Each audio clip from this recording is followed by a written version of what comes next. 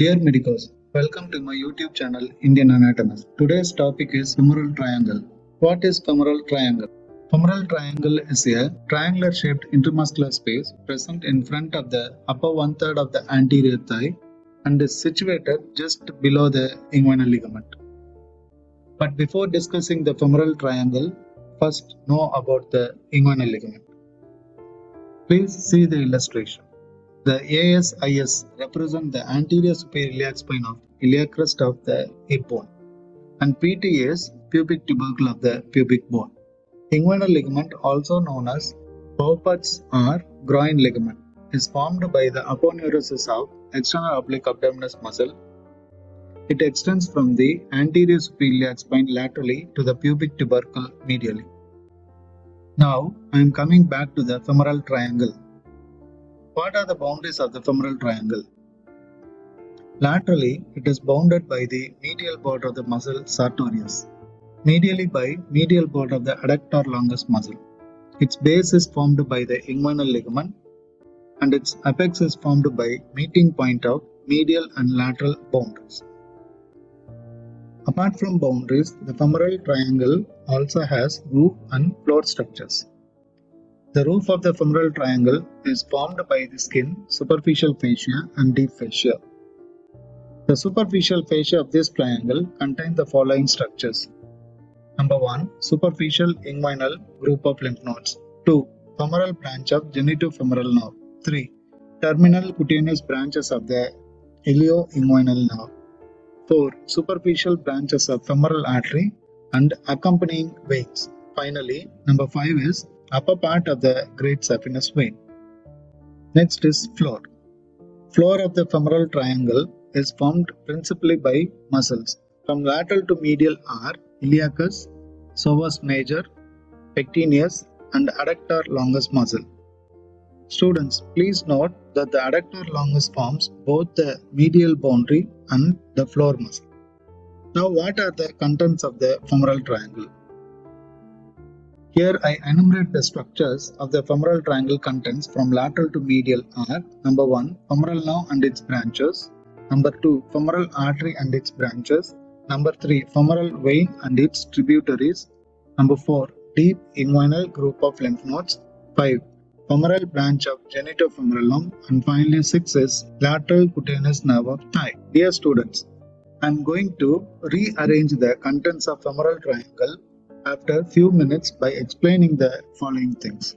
Apart from neurovascular lymphatic structures, femoral triangle also contains one more important feature, femoral sheath and femoral canal. Now, what is femoral sheath? Femoral sheath is a funnel-shaped fascial tube sited in retroinguinal space. It is situated behind and below the inguinal ligament. Now, how the femoral sheath is formed? It is formed anteriorly by fascia transversalis and posteriorly by fascia iliaca. Both these fasciae are derived from the abdomen. Femoral sheath encloses the upper 3 to 4 cm of femoral vessel. Inferiorly, the sheath is terminated by blending with the tunica adventitia of blood vessel. Please see the illustration carefully. The crucial thing is that the femoral nerve is situated lateral to the femoral artery but presents outside the femoral sheath. The femoral sheath is further divided into 3 small compartments by 2 vertical septa, and these septa are arises from extraperitoneal connective tissue of the abdomen. The compartments explained here is from lateral to medial are: number 1. Lateral or arterial compartment contains femoral artery, femoral branch of genitofemoral nerve. Number 2. Intermediate or venous compartment contains femoral vein, and finally 3. Medial compartment, also called as the femoral canal. Now what is femoral canal? The femoral canal is short and conical shaped, approximately 2 cm in length, and lies between the femoral sheath's medial edge and the femoral vein. Normally, the femoral canal contains loose connective tissue, fat, lymphatic vessels, and sometimes deep inguinal group of lymph nodes, otherwise called a lymph node of Rosenmuller or Cloquet. The important part of knowing the femoral canal is femoral ring. The proximal or upper end of the femoral canal is called femoral ring, covered by extraperitoneal fatty tissue from the abdomen. It forms the base of the conical shaped femoral canal whose transverse diameter is 1.25 cm. The femoral ring has its own boundaries. They are anteriorly by inguinal ligament, posteriorly pectineal ligament or Cooper's ligament, medially lacunar ligament or Gimbernach's ligament, and laterally by the fibrous septum separating the femoral vein. Dear students, hope you have understood about the femoral sheath, femoral canal and femoral ring. Now, I am rearranging the contents of the femoral triangle. It is from lateral to medial are femoral nerve and its branches. Number 2 is femoral sheath and its content. Further, the femoral sheath contains femoral artery, femoral vein and femoral canal with lymph node of Cloquet. Along with the femoral artery, the femoral branch of genitofemoral nerve also present. Dear students, the gross anatomy of femoral triangle is completed. Now the question is, why do we want to know about the femoral triangle? The femoral triangle is well known for its clinical implications. I will discuss few among them. Number 1 is femoral hernia.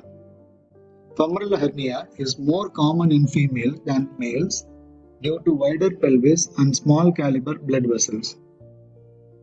Femoral hernia presents a bulge below the inguinal ligament but medial to the femoral vein. There may be a risk of strangulation, so early clinical diagnosis is crucial.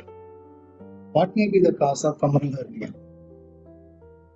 The commonest causes are rapid weight loss, trauma to the abdominal wall, multiple pregnancies, hereditary weakness of the anterior abdominal wall in children under 1 year of age, post-operative scars, violation of innervation of the anterior abdominal wall.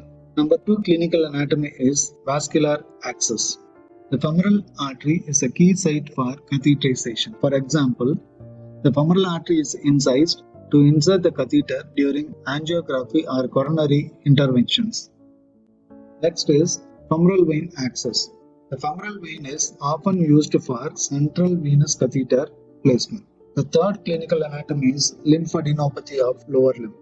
The enlargement of the inguinal lymph nodes can be indicative of infection or malignancy in lower limb or pelvis. The illustration showing the lymphedema of the left lower limb in a patient with filariasis or elephantiasis.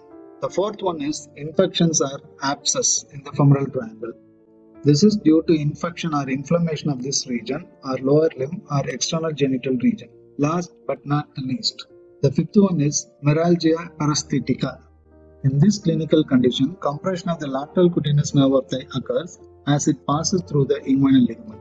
This could cause pain and paresthesia in the upper lateral part of thigh. Now, how to rectify it? For this, surgical treatment is required. The inguinal ligament is cut and free the nerve from compression. Dear students, I hope you all have understood the gross and clinical anatomy of the femoral triangle. If you have any queries, please use the comment box. Please like, share and subscribe to my YouTube channel Indian Anatomist. Please click the bell button to receive a new video notification. Good day everyone.